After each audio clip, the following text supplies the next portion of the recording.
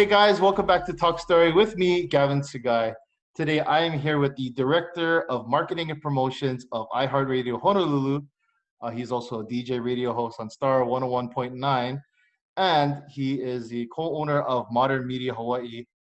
I am here with Flash Hansen. What's up, man? Gavin, what's up, buddy? Thanks for having me. Well, welcome to the show, man. And we have a lot of topics to go through. Let's start off with iHeartRadio Honolulu. How did you get into that role? That's a good question. They actually approached me completely out of the blue. I had recently left. I had left BAMP in the Republic about a year prior to that, and I had joined with Sydney Chu, started the marketing firm Modern Media. She had actually had the firm for a while already, but it was sort of dormant. And we knew that when I left BAMP, that her and I wanted to pursue this company together and have a marketing firm. So we had been plugging away at that for about a year, and completely out of the blue, iHeart approached me. I didn't even know that the position was open. And the position as it was, I wasn't how it was before I came on board. I wasn't even interested in. And at the same time, one of my best friends, Maleko, was also leaving the afternoon show on Star 101.9. So they had these two positions open. And they, for whatever reason, thought of me. So they just approached me out of the blue and said, "Hey, we don't have a job for you. We have two jobs for you. Are you interested in doing this?" And they knew I was doing my own thing, and I just kind of fell ass backwards into the job. Oh, that's crazy because it's a big change from what you were doing before. Now you're transitioning into this new position and two new positions essentially. Yeah, yes and no, because not only with BAMP, but through everything I've done in marketing. I've been buying radio. I've been a radio customer for 20 years. In fact, BAMP, is probably one of Star 101.9's best customers.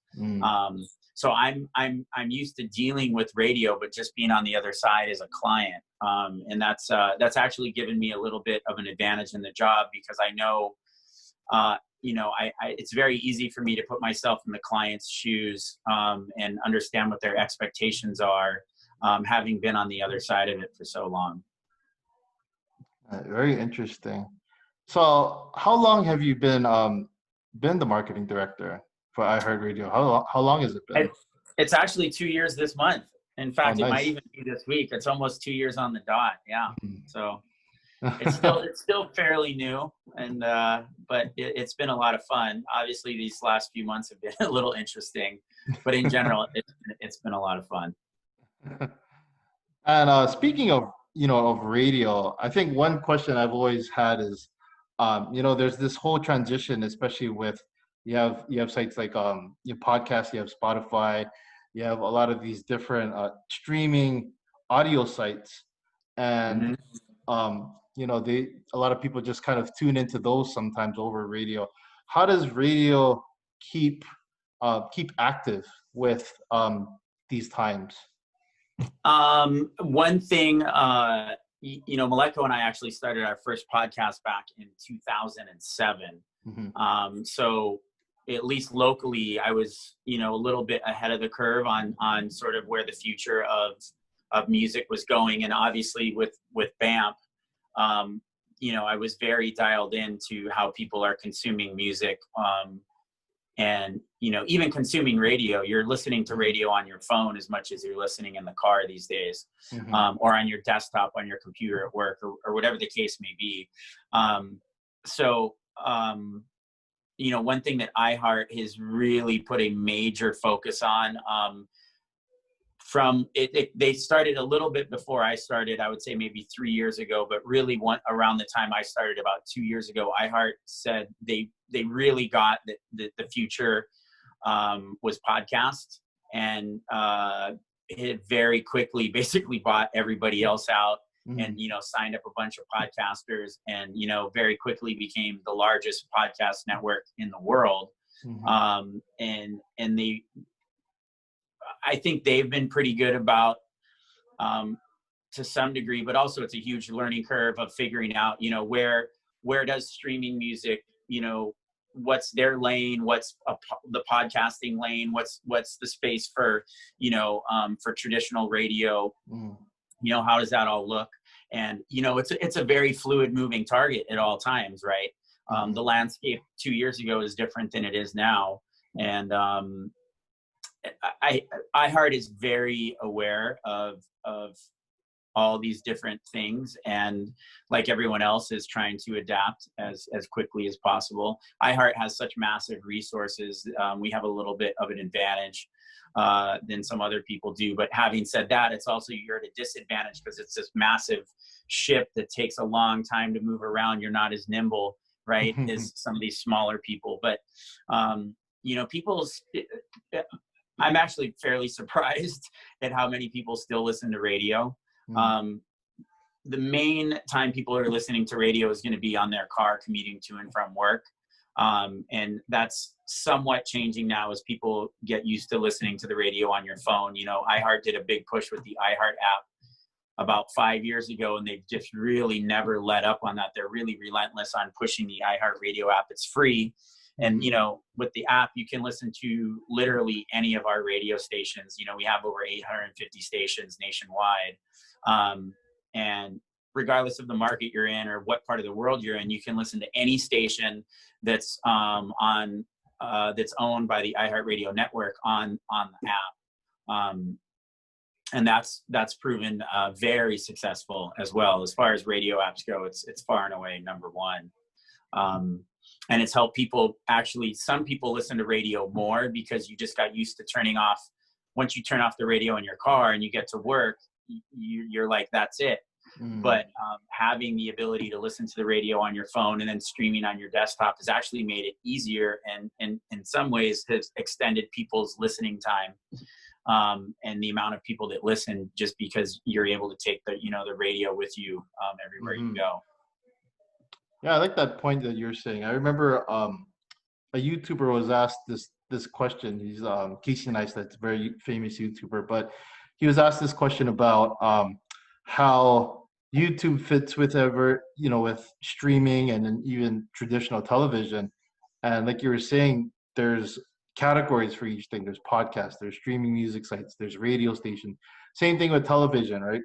There's traditional television, there's news stations, but there's also space for YouTube, and then there's also space for like Netflix and streaming websites. So everything is categorized differently, but people sometimes they get it confused. They try to combine everything, but in a sense, everything is categorized in its own lane. Yeah, I mean, what it's hard for some people not to try to be all things to all people, and but it's like if you're gonna have a podcast, have a podcast. You know, if you're gonna have a YouTube channel, have a YouTube channel. If you're gonna be on the radio, be on the radio.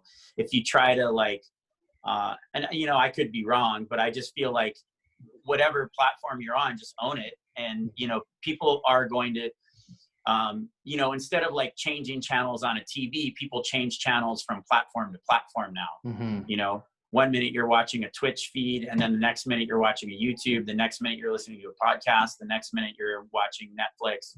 And on your phone has made it so easy to jump from app to app.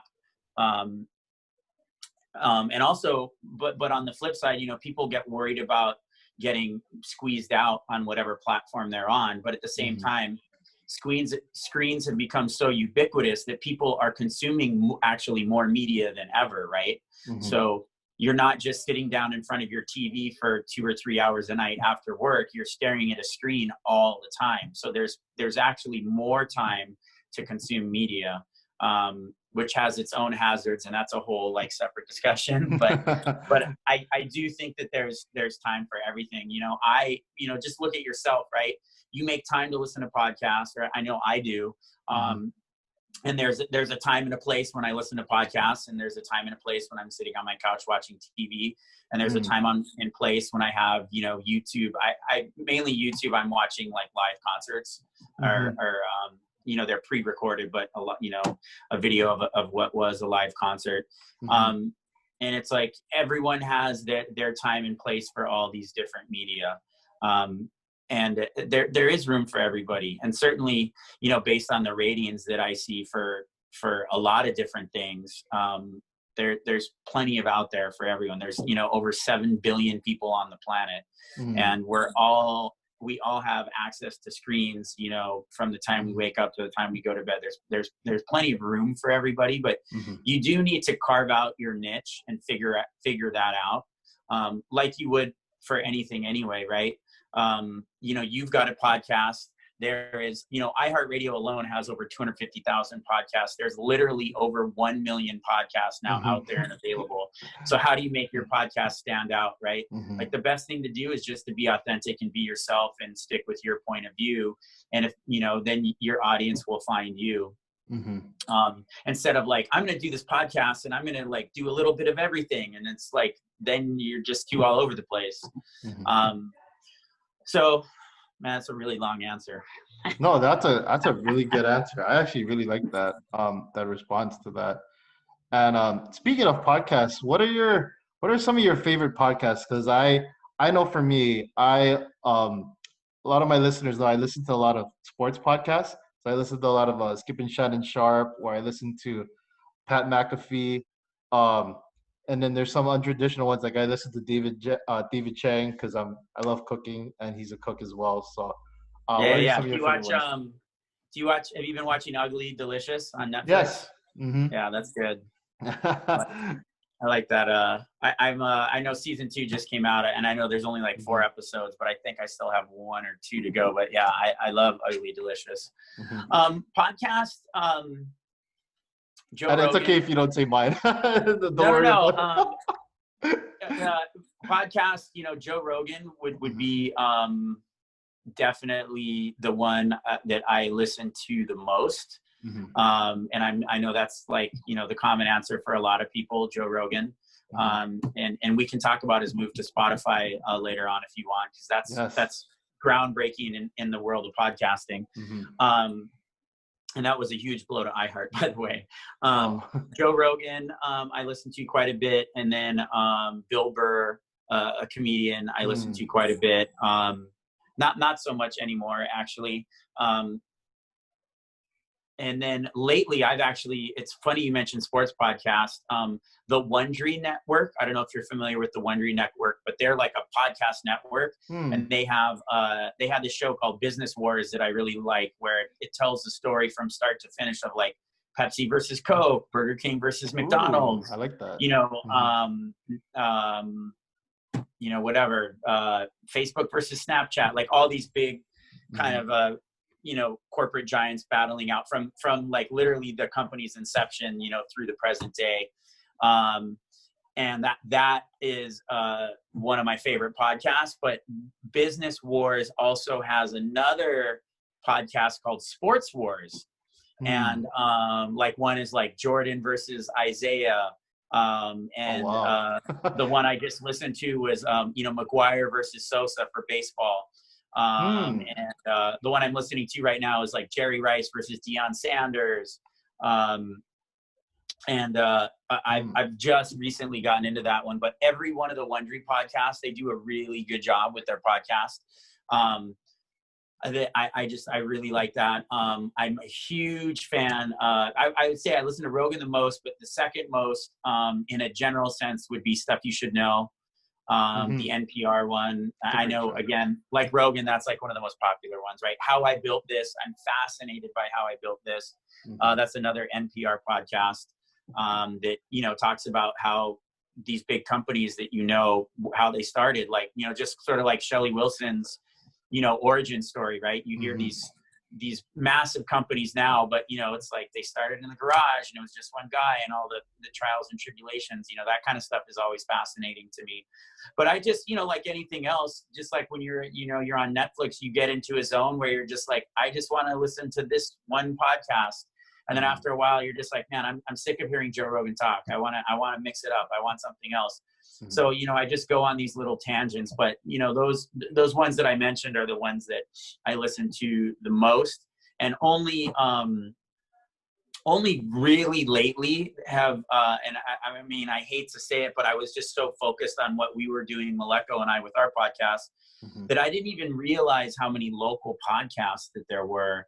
And a friend of ours, you know, Ryan at Hawaii, Ryan, was it Ozawa. Ozawa? Yeah. Ozawa, yeah. We had him on the podcast last year, and he sort of opened our eyes to, like, he's like, there's all these local podcasts out there, and there's like the local Hawaii Podcaster Association and all this stuff, and we're like, what? Huh? We're like, we thought we were like one of the only ones doing it, and it's not just because we're like arrogant or whatever. It's more just like we're that stupid, and we're both just so busy. We just, you know, didn't pop our head up to breathe, to like look around and see what's going on around town. And I've just sort of very recently started looking at all the local podcasts. But as we were talking about before, there's just locally, there's so many podcasts that you can listen to, and there's only so much time in the day, and there's very specific times and ways that I like to listen to podcasts. And it's, you know, you can't get around to all of them. I mean, your show with Shelly was honestly the first time I actually listened to one of your shows all the way through. And it was great. I loved it. Those fancy graphics in the beginning, I was very impressed. I was like, oh man, we got to step up our game. What? But thank you, I appreciate that. Yeah, no, it's great. And there's, you know, Ryan, of course, you know, was most famous for doing that Lost podcast back in the day that got a lot of national traction. Yes. And, you know, he does his tech podcast now. But just, you know, that Facebook group that I recently joined with the Hawaii Podcasters Association, it's great. Like I want to go through and I want to listen to everyone's, and just to see, you know, what other local people are doing and how they're doing it. You know, there's like sort of the tech aspect of it that, you know, I'm curious on a technical level, but also just curious on a content level, and, you know, different people's styles and all that sort of thing. And it, you know, it is very interesting. And I, you know, one thing I really like about podcasts is just how democratic it is, right? Like anybody can do it. You don't need good equipment. You know, yeah, if you're someone like me and you're lucky and you have like access to an iHeartRadio studio, that's great, but you don't need that. You know, you can literally just do it on your phone if you want to. And, you know, we've been a big proponent lately of the Anchor app, in part because it's with Anchor, you can literally do an entire podcast on your phone with no external mic.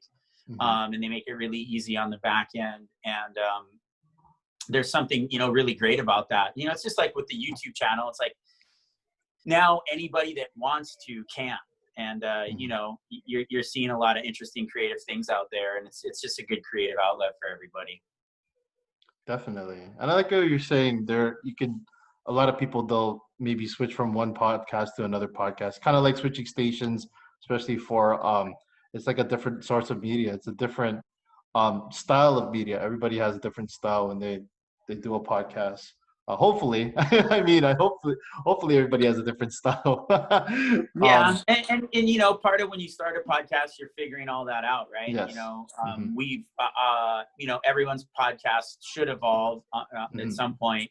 You know, as you evolve as a human, but also just as you know, you get the ends of doing a show. I know, you know, the show that Maleko and I used to do back from 2007 to 2009 was very different than the show we do now, in part because we're different, right? And we wanted to do something different. And also it's like, well, we've already done that. But yeah, you know, it's like podcasts are like TV shows. Sometimes you're in the mood for comedy. Sometimes you want drama. Sometimes you want fiction. Sometimes you want nonfiction. You know, it's like any other sports sort of wars. Form of entertainment. Yeah, or sports wars. I mean, after, you know, I watched that ESPN doc, The Last Dance, and I was like, oh my God, Michael, I just want all things Michael I was Jordan. blown away.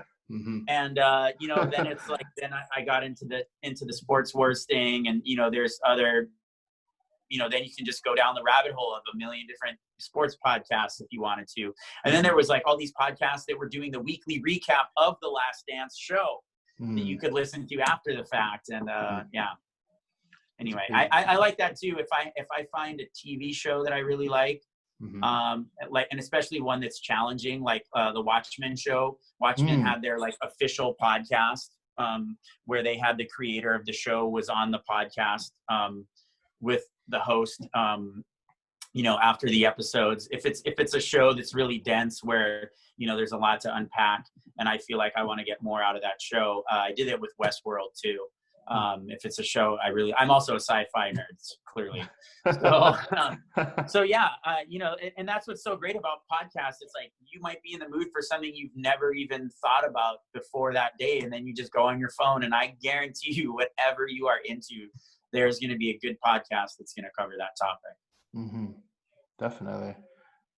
Great answer. Yeah. And speaking of your marketing experience, because you do a lot of marketing for, branding and social media and stuff like that.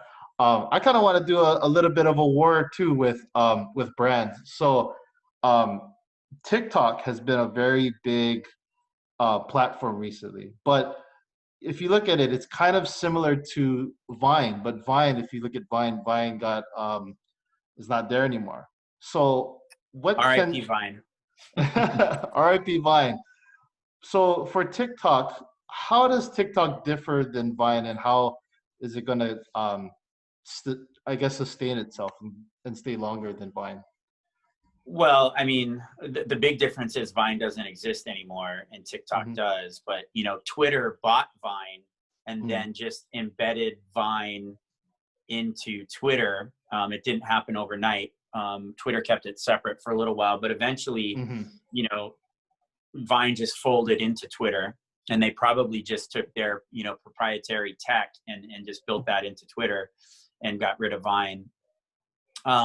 I haven't been on TikTok enough to really speak to it too much. I'm definitely not the demo for TikTok. I do realize how massively and insanely popular it is. We do have TikTok channels for all of our iHeart stations. There's 9 local iHeartRadio stations in the market. 9 exist on a digital platform. 7 exist on what's called terrestrial radio, which is where you can dial it on your car or whatever. And for, I think 4 of our stations have TikTok, the stations where it matches the demo. And so all I know is, you need to,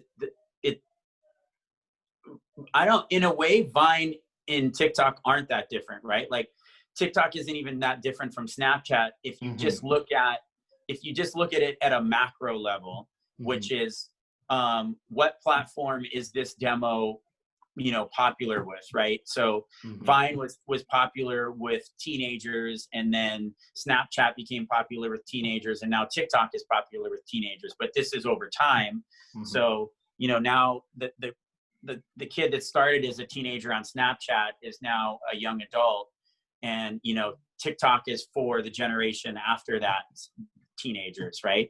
So, to me, it's more so, it's just that's what every generation, every 5 years or so, teens are going to want to latch on to something that no one else has latched on to.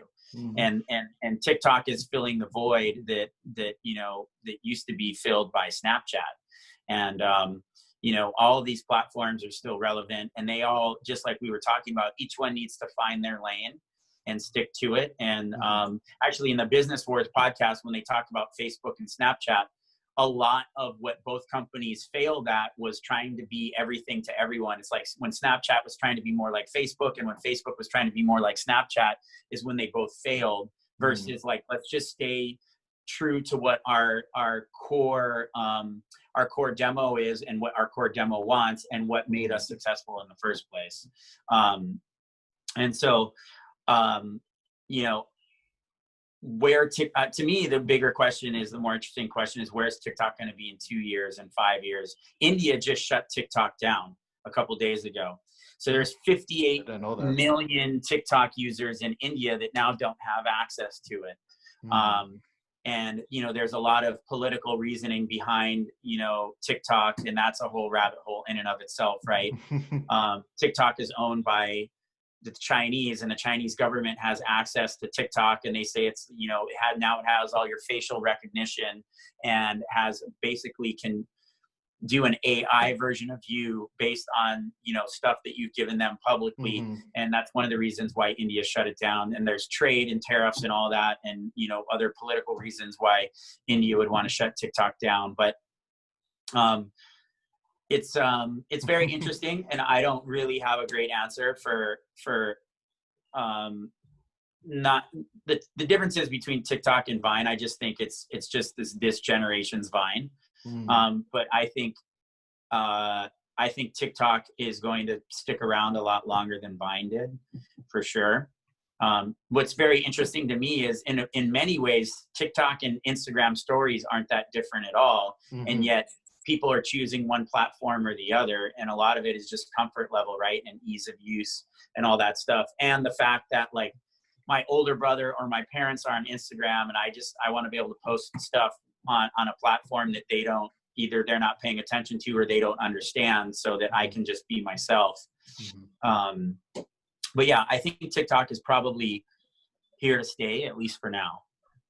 That's a good point, because when you were saying the transition from, teenager roles to adulthood, right? Everybody kind of conforms to a different platform later on. I remember for myself when I was younger, I thought Facebook, or even going back a little bit, even MySpace. MySpace was like pretty nuts to me.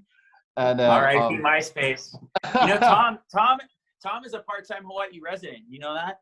Really? I didn't know that. Oh yeah, he loves Hawaii. Loves Hawaii. He's here all the time. He likes to go surfing. He's a big photographer. Yeah, he loves Hawaii. He lives here part-time out of the year. Oh, I didn't know that. I've never seen him here, so hopefully I'll spot him sometime. He keeps a very, very low profile. He's an interesting cat. He's very very kind of shy. I mean, considering how massive he is and how everyone on the planet knows his name and what he looks like. But yeah, he's very mellow, very laid back, and very humble. That's pretty awesome, though.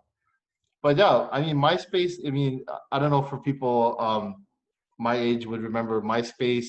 I thought 200 friends was pretty amazing. When you look at MySpace, or 100, or even 100, yeah. And then transitioning to Facebook, and I thought Facebook was just this very intuitive, more options to MySpace in general, and then you're going onto Instagram. What are your thought process? So you do a lot of stuff with branding and a lot of marketing. What do you think about how Instagram has transitioned to what it is now? I mean, it's interesting to watch any social media platform evolve, or any business evolve, right? It's always just fascinating to see how things grow and change, or they don't, and they wither and die, or whatever. But I thought it was very interesting when, talk about staying in your lane and not copying other people and all that. When Instagram stories came out, that was an obvious reaction to Snapchat. Right. And, a lot of people were like, I'm going to stick with Snapchat and, screw Instagram. And then other people like me are like, well, now I don't have to toggle between two, and that just makes it easier for me. And now, stories just dominates over Snapchat. And, then, Instagram copied the filters from Snapchat and all that good stuff. I mean, I would be super salty if I was Snapchat for sure. But, Instagram is great. I think, the smartest thing they did was add stories, because you can only look at pictures, so much. And there's something about social media. There's, the permanent stuff and the temporary stuff. There's space for both of those things. And there's things that you're happy to post in the moment that's not going to last forever, versus something that you're going to put up as like, your digital archive, forever. And I know, as an employer, when I go to interview, somebody about a potential job, or even look at, other companies or businesses I'm dealing with, what do? You log in, you look at all their social media, and particularly when I'm interviewing somebody to work for me, I might go and, go through all their social media. And by the time we sit down for our interview, I already know that person.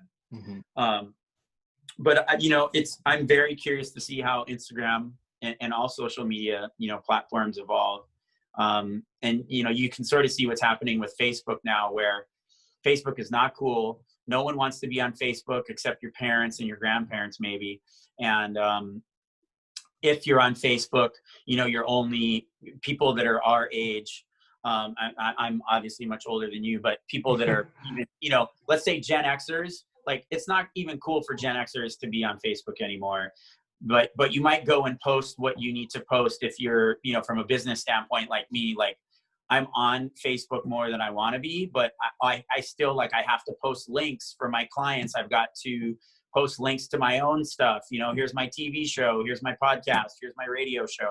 But I spend no time on Facebook other than just pushing out, you know, doing the marketing stuff that I need to do. Other than that, I want nothing to do with Facebook. And if Facebook went away, you know, tomorrow, I would not care at all. So what Instagram needs to do is make sure that they don't, you know, they don't turn into tomorrow's Facebook, even though they're owned ironically by the same company. Definitely. And then switching over to, you know, let's talk about the Spotify deal with Joe Rogan, because that's a huge deal, especially for podcast hosts in general. And it kind of opens the door for a lot of different podcasters to see you can get to a level like this. I mean, maybe we'll never get to, maybe I'll never get to a level where Joe Rogan's at, but at least it's something that it's obtainable at least. So let's talk about how big of a deal that was for a lot of different sites. Yeah, you know, that deal is interesting. So Rogan does, you know, he started like everyone else does. You put a podcast out there that's audio only, and you listen to it on whatever app you choose to listen to your podcast on. I personally like the Overcast app and in the Anchor app the best. But and iHeart would kill me, you know, if they heard me say that. But but then he also, you know, he was one of the first you know, podcast guys to be like, I'm just going to put up a camera in the corner and stream my podcast as well, and then post that on YouTube. And he's like, you know, Rogan has said many times, I don't understand why people would want to watch a podcast, but his YouTube views, you know, probably now outnumber what, you know, and I don't know, I'm just guessing because, you know, you don't have access to all the numbers, but just from based on what he said on the show, you know, his YouTube numbers are probably at least half of his listeners are now viewers. And so he's got, you know, all these followers and this audience on one platform, YouTube, all these other followers and you know, listeners on this other platform, the podcast thing. And what's interesting about the Spotify deal is he's now no longer going to stream on YouTube. He'll post clips, essentially like little teasers and trailers to get you to force you to go to Spotify to listen to the whole episode. So he's going to pull it off that platform completely. He's pulling it off of all these other podcast platforms completely. So you can only listen to his full podcast in one place. And that's the first time that's happened as well, right? And so they've obviously paid him a ton of money to make that happen, and it's worth his time. And Spotify thinks it's going to be worth their time. And that's, you know, again, quite honestly, that's a big blow because he's on iHeart right now. And, you know, anyone in the streaming world, Pandora, but Spotify in particular is a huge, you know, competitor of iHeart's. And now you just stole the crown jewel, you know, in the podcasting lineup. I do think it's going to open the door for other people. I think there's going to be some stupid deals out there. There really is only one Joe Rogan. It's like the difference between him and like the next podcast down that's about a single person, because most of the other podcasts outside of Rogan's are like, you know, stuff you should know or how I built this. It's not specialized. Yeah. It's not based around who the host is and that person specifically. It's based around a concept, you know, and you don't have other people's names. I mean, there is obviously lots of other podcasts that their names are in the podcast itself, but not anywhere near on the level of Joe Rogan. So if Stuff You Should Know fired their host tomorrow and got new hosts, you would still listen. If How I Built This did that, or Sports Wars, or, you know, pick a podcast, most of the other podcasts in the top 10 aren't specific to a person. One exception would be the Ron Burgundy podcast, obviously with Will Ferrell. is Ron Burgundy. That was that was created by iHeart exclusively on iHeart. You know, that was, once it debuted, that was a top 10 podcast in the ratings, and that's the only other one I could think of. But Will Ferrell is an actor; he's not only doing the podcast thing, and even his numbers aren't close to what Rogan's are. So, on the one hand, it's a game changer, but on the other hand, there's no one else really comparable him to start doling out these different contracts to, that would, you know, he's an outlier essentially. So how much it affects the business, you know, I'm not sure. It certainly opened some eyes and saw people. I'm sure a lot of people are thinking, you know, what's possible as far as making a popular podcast exclusive to their platform, right? And how much is that worth to you? And how much is it worth it to the podcaster? Because if I'm a podcaster, you know how it is. You want to disseminate your podcast as many ways as possible on as many platforms as possible. You don't want to do the opposite. You don't want to limit it. But again, when you're at Rogan's level, it's people are gonna come to you no matter what. But you know, the question is, I don't subscribe to Spotify. I just get the free one. Is that going to be enough to take the casual Joe Rogan listener and get him to pay, you know, for a subscription now? I don't know. You know, the biggest comp for this deal is when Howard Stern went from regular radio to you know, satellite to Sirius radio, and that was a seismic shift in the radio industry, because that, it to some degree validated and put satellite radio on the map. And there was a lot of people that had never had satellite radio before that then became satellite radio subscribers just so that they could listen to Howard Stern, and which is the whole point of doing deals like that in the first place, right? That's why, you know, that's why companies like Netflix and Apple and Disney Plus, they're looking for this great magical original content that you can only get on their service, just like Game of Thrones and HBO. You know, if you're the only platform that's offering this amazing, unique content where you are forced to subscribe to that platform to get it, you know, that's the ultimate goal. So I'm very curious is to see what happens moving forward with this. That's a good point, especially for like if you look at Netflix original movies. You look at I'm trying to think of the one with Sandra Bullock. I don't know why I can't think of the name of it, but the one where she's if you see the blind, was it Bird Eye or Bird Box or something? Bird Box, I think it was called. Bird Box, but yeah, she was blind. Yeah, that was good. What do you think? So for like Joe Rogan, if he has like affiliate sponsorships, you know, do you think some of them will stay on with him for his move to Spotify, or do you think some of them are gonna kind of break off, depending on? I think initially everyone would stay on, and it also depends on the terms of your sponsorship contract, right? Maybe the terms are such that you're not even allowed to break away even if you wanted to. But I think initially everyone's going to stay on. Everyone knows that there's going to be a natural dip because not everyone has access to Spotify like you do for free stuff. But you also know Joe Rogan is so popular that I think most people are going to stay the course, at least initially, and maybe reevaluate after, 3 to 12 months, depending. But if I'm a sponsor of Rogan, I would stay, I would stick it out. Good point. All right. So let's talk about, your marketing, or you as a marketing director back at BAMP Project and the Republic. How did that come about? And you've done it for about 6 years already. That's a crazy amount of time. Yeah, I'm old, Gavin. BAMP Project, one of the owners of BAMP, Matty Boy, and I, he was a business partner of mine for many, many years. And we had several different companies together. We owned a restaurant together. We had our own, event, nightlife production company before. So Matty Boy and I always knew that at some point I would come on and help BAMP out on the marketing side. It was just a matter of, as companies grow, initially you can't afford employees, and you have to grow to a point to where you can afford to start hiring people. And once, especially with the Republic opening up and the, you know, the experience that I had doing marketing and promotions with, you know, physical venues before, it seemed like the right time for me to come on board. And but so we knew for years that it was, you know, sooner or later that I would jump on board and help them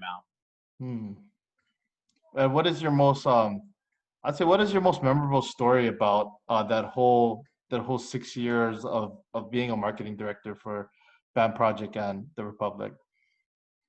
There, a lot of the most memorable stories you can't talk about because it involves artists and crazy shit that happens, you know, backstage, or, you know, stuff you're not supposed to see and all that kind of stuff. So I don't want to get too much into that, but let's just say there's some interesting divas out there for sure with some interesting requests. But, you know, in general, the best part was all the shows I got to see. You know, that's far and away being exposed to, you know, we're doing, by the time I left BAMP alone was doing 150 shows a year statewide on all 4 of the major islands. And then you had all the different shows at the Republic that weren't BAMP shows, but outside promoters or shows we put on internally. So, you know, I was dealing with 200 to 250 events a year. Wow. So you're talking about, you know, over 1,000 events that I was a part of. So a lot of it is just getting exposed to cool music, cool artists, cool DJs, cool comedians that you didn't even know existed before. Or someone that maybe you'd heard of but were completely indifferent to, and then you see their live show and are blown away. And inevitably any artist, whether it's a comedian or a musician or a DJ, their live show is always going to be better than watching a YouTube stream or, you know, listening to, you know, a song, you know, streaming a song or hearing a song on the radio. It's not the same. And so I became a fan of a lot of artists that I never would have been exposed to if it wasn't for BAMP. Certainly I wouldn't have paid to go to a concert for a lot of these artists, but then, you know, because I'm at the concert working, you know, you see all these fantastic shows that are just like, wow, it was really, really great to get exposed to all that wonderful talent. Definitely. And even let's switch over to maybe a lighter topic that people might not know about, but I used to do wedding coordinating, which is I thought it's very interesting. It's an interesting fact. Talk about that experience about, you know, with whole wedding coordinating. I mean, wedding coordinating, if you think about it, putting on an event is putting on an event. Whether you're putting on, you know, a party at a nightclub, whether you are throwing a concert, whether you're doing a store grand opening, or, you know, whether you're putting on a wedding, it's all events at the end of the day. You know, the expectation level is certainly going to be different. Who the client is and the demo and all that can be different. But at the end of the day, you know, to me, doing weddings it's just a different type of event. And the expectation level is definitely different, you know, and you're helping people with hopefully what's going to be the best day of their lives or the worst. but yeah, it was actually super fulfilling, and I would still do it. I actually have one of my good high school friends has a wedding company, and she would just bring me on, you know, maybe 4 times a year to help her with weddings. So it's not like something I've been actively pursuing, but it's very fulfilling in this weird way, because people are just so happy and they're just so thankful. And, you know, initially when I started doing it, this is when I was throwing nightlife events, and at a nightlife event, you can put in all this hard work. And, you know, if people aren't paying at the door, if people don't come, you could do everything right and, you know, lose a bunch of money. Whereas when you're doing these wedding events, you're getting paid either way and everyone's happy at the end of it. So it was very different in that way. And that was something that I was really excited about. And to this day, it's great to do weddings. Obviously, who knows when weddings are going to happen again, but I'd always be happy to do weddings for sure. I know for weddings now, I know a few of my friends have had weddings during this coronavirus time. Oh, really? And yeah, which is really interesting because they can't have it in a traditional chapel Yeah. or anything, but they can spread it out. It's a lot smaller. I know my wedding had about 250 people. Of course, now you can't have 250 people. You have to downgrade it to about 10, maybe, Yeah. or Or do it 50. like, I don't know, via Zoom or something. Yeah. Or you space out the chairs maybe for the reception, and then everybody have an individual table. I'm not really sure how that would work out, but um, I know some people have had weddings here where during this pandemic time, which is really I did interesting. not know that. That's wild. And they've been creative. They've had it at their house or just their backyard or something, or um, I'm not really sure who's officiating it. Maybe it's a pastor that they know or a friend. Well, Gavin, I'm glad you brought that up. You know why? Because I can marry you in the state of Hawaii. Oh, that's awesome. I was actually gonna ask that if you were thinking about getting your I have it. license. I Oh, have that's it. awesome. I've married, I don't know, maybe 4 or 5 different couples at this Wow, point. Yeah. that's awesome. I know for when I Yeah. got I got married, my dad had his license for years, but he's never married somebody. So I was the first one that he's ever officiated, which is Oh, pretty, wow. yeah. Wow. That's heavy. That's And cool. That's I, awesome. That I does give me asked him, chicken skin.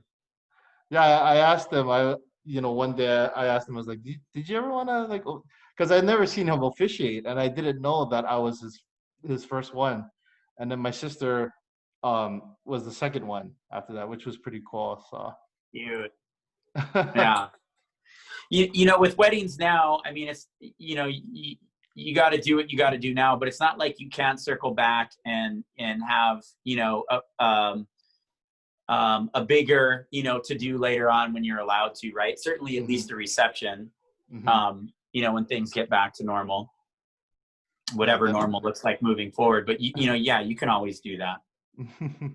definitely. Yeah, I know some people that have had weddings. They've had the ceremony. Maybe it was a small, intimate one, maybe less than 25 people, and then a year later they've had this big event where they could invite family and friends, and it worked a lot better. So yeah, for people that are looking to get married during this time, you could maybe do it. You just have to figure out some new policies. Hit up Aloha Mask, for Haha. Nice. some PPE. You know what Nice I'm plug. saying? AlohaMass.com. Yeah, There why we not? go. One of the last points I want to talk about, I want to talk about Aloha Mask too, which is kind of part of your whole living room live. Is that correct? Living room live is what you guys are calling it? Yeah. Living Room Live, #Aloha Together is a TV show Maleko and I did. I keep mentioning Maleko like everyone knows who he is, but Maleko McDonald, he's the morning show anchor on KITV, and he also Mhm. was afternoons on Star 1019 for like 20 years. Mm. He actually left Star to just focus on the TV, and I actually took over for Maleko in the afternoons, which is ironic because Maleko and I, have been such longtime friends. Mhm. Um, But Maleko and I started this TV show partnering with Mission First Responders, which is an initiative Shelley Wilson started, who was interviewed on your show last week. Mhm. And she's started Wilson Home Care, and then became Wilson Care Group. And now with sorry, I was getting a call. Oh no, don't worry about it. Now with everything going down, she started AlohaMask.com, which is really a way to provide PPE to local, people in the business community that, as things open back up, places like, iHeartRadio, you need to provide PPE for your staff. You need to provide PPE for your customers. Mhm. Weddings. And weddings. Literally everything. The minute you walk Mhm. out the front door now, you need PPE. So, So Shelly started AlohaMask.com, but we had partnered up for the TV show with Mission First Responders, which was her initiative to get PPE in the hands of medical professionals, healthcare workers, and first responders that needed it. Because in particular, back in February and March, when all this came together, the lack of PPE for everybody on the front lines was really bad. And it still is now. The need for PPE isn't going away anytime soon, and the demand for it worldwide is just astronomical. And there's physically only so much stuff, and you can only make it so fast. And so Mission First Responders, was a great partner with Living Room Live, and we've raised over $30,000 to get PPE in the hands of 9 different hospital groups on Oahu alone. And the Lieutenant Governor Josh Green, he actually donated through the TV show to Mission First Responders. He donated 1,000 masks and 1,000 shoe covers, I believe, to Mission First Responders to help get that out. And, Mission First Responders, not only hospitals, but, they donated thousands of masks and gloves to Hawaii Food Bank. Other charities, need PPE too, right? So that's another thing with charities moving forward. When you have interactions with other humans, you need all the money and whatever it is that God, my phone it keeps ringing. It's okay. You need to raise the funds for, for like Hawaii Food Bank. They need volunteers, they need money, and they need, canned goods and non-perishable food, but they also need PPE so that they can physically make all these things happen. And, all the charities need that now. And, Shelly and Mission First Responders has been really great about helping and supporting the community with that. And we've been happy to partner with them. And you can actually still donate to Mission First Responders at AlohaTogetherHawaii.com. And I think we're just going to leave that website up for, forever. And so you can go and find out more about that charity and all the other charities we partnered with on Living Room Live. And also, find out about the charities, but donate as well. Aloha Together. And as a lasting question, since you're on my show, we talk about talk story, what it means to talk story. What does it mean for you to talk story with somebody?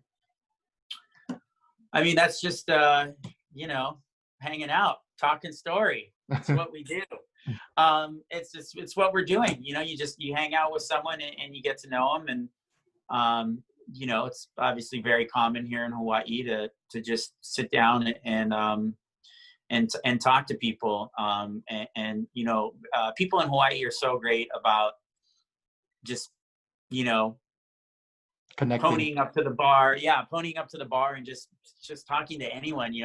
It's very easy for strangers to communicate with each other in Hawaii. And it's definitely one of my favorite things about Hawaii, because it is so noticeably different when you go other places, how everyone is sort of a lot more with their walls up. And, if I don't know you, why are you talking to me, and all that kind of stuff. And it's one of my favorite things about Hawaii is just to go and you can go anywhere, be standing in line at the store and strike up an interesting conversation with someone, or definitely, for someone like me, I'm always at a bar having cocktails, random person next to you, that could be your next client, or, they know a guy that knows a guy that needs to hire a something, and you turn out to be the perfect person for that. Or it's just great.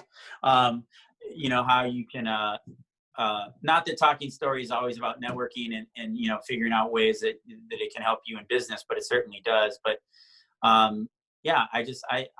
love and enjoy talking story with anybody, and clearly you do too. Yes, definitely. And I enjoy it just because everybody has a story. And they have a story to tell, right? And it's important. It's funny because Shelly always says that. Everybody's got a story. Everybody has a story, and you don't know their story, right?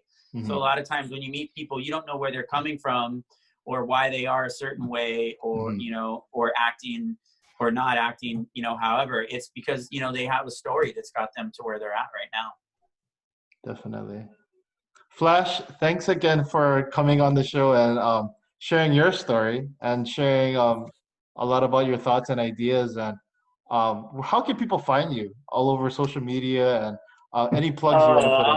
All the stuff. You can find me on Instagram at Flashy808. That's FLASHEE 808. And then from there, you could probably find everything else. There's links, to all of our to Star 1019 and Modern Media, the marketing firm modernmedia.com. It's all there if you go to my Instagram page. Mm-hmm. Definitely. And you have a Facebook page as well for Modern Media. I actually saw it a few days ago. Modern Media's got a Facebook page that I'm never on, and my own. I actually have two Facebook pages for me, and like I was saying earlier, I only post, here's the latest, whether here's the TV show or the podcast or, I'm not active and engaging with people on Facebook ever, really. But it's there. Yeah. Once again, Flash, thanks for joining us, and thank you guys for joining us on this Talk Story episode. We hope you have a great day. Stay safe out there. And if you need PPE, hit up alohamask.com, and they have some great products. If you want to know more about it, just watch my last podcast with Shelly Wilson. She's very knowledgeable about PPE, and she has a great heart behind it. So if everything, guys, just have a great day. Stay blessed out there and stay safe. All right. Thank you, Gavin.